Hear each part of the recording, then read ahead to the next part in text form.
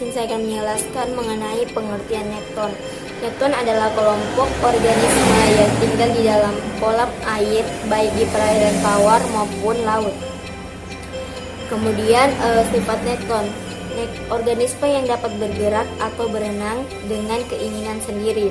Kemudian organisme konsumer di daerah pelagik, aktif berenang umumnya invertebrata, dan juga memiliki masa hidup lebih panjang daripada plankton. Invertebrata 1 tahun, ikan 5-10 tahun. Kemudian migrasi biasanya berkaitan dengan siklus reproduksi. Ikan tuna migrasi dari Vancouver ke Bellington ribuan kilometer. Komposisi nekton.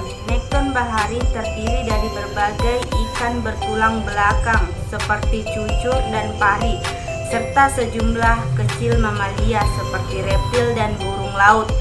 Kelompok kedua ikan bahari dinamakan Mereopepelagi.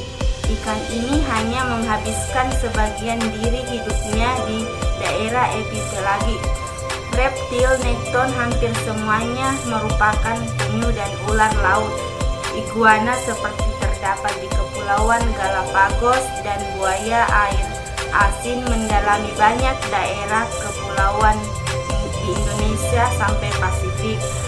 Secara teknik, kebanyakan burung-burung laut tidaklah nektonik karena mereka terbagi atas laut lepas dan bukan menembusnya. Berikutnya kita masuk pada klasifikasi nekton. Di sini nekton atau hewan laut sebagian besar terdiri dari 3 kelas.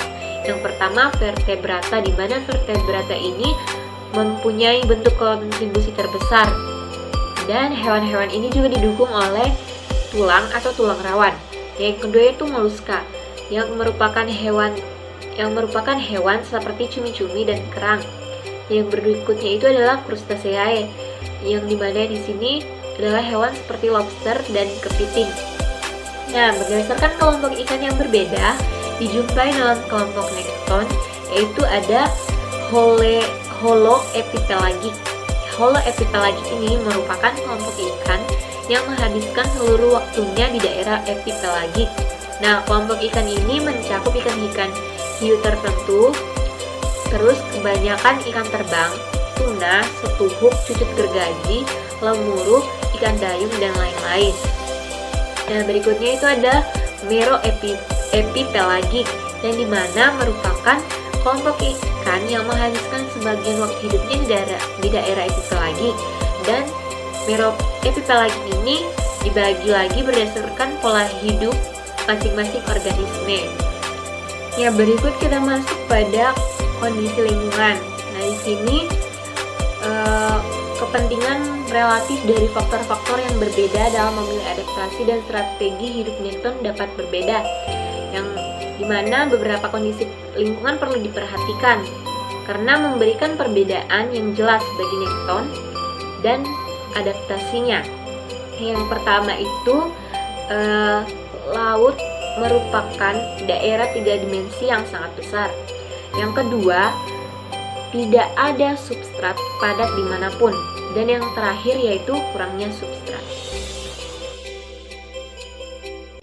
Selanjutnya adaptasi nekton.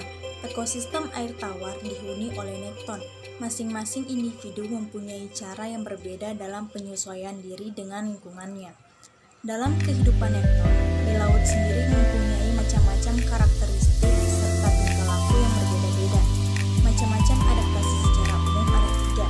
Yang pertama adaptasi morfologi, yang kedua adaptasi fisiologi, dan yang terakhir adaptasi tingkah laku. Selanjutnya ekolokasi atau penentuan jarak dengan gema. Di lingkungan daratan, penerima suara pada mamalia yang telah berkembang dengan baik biasa ditandai secara morfologi luar dengan daun telinga atau pinna yang besar. Alat penerima dan penghasil suara cetacea yang digunakan untuk ekolokasi sudah sangat berkembang. Sama seperti jika kita menggunakan sonar untuk menduga kedalaman. Suara dengan frekuensi rendah digunakan hewan yang berekolokasi untuk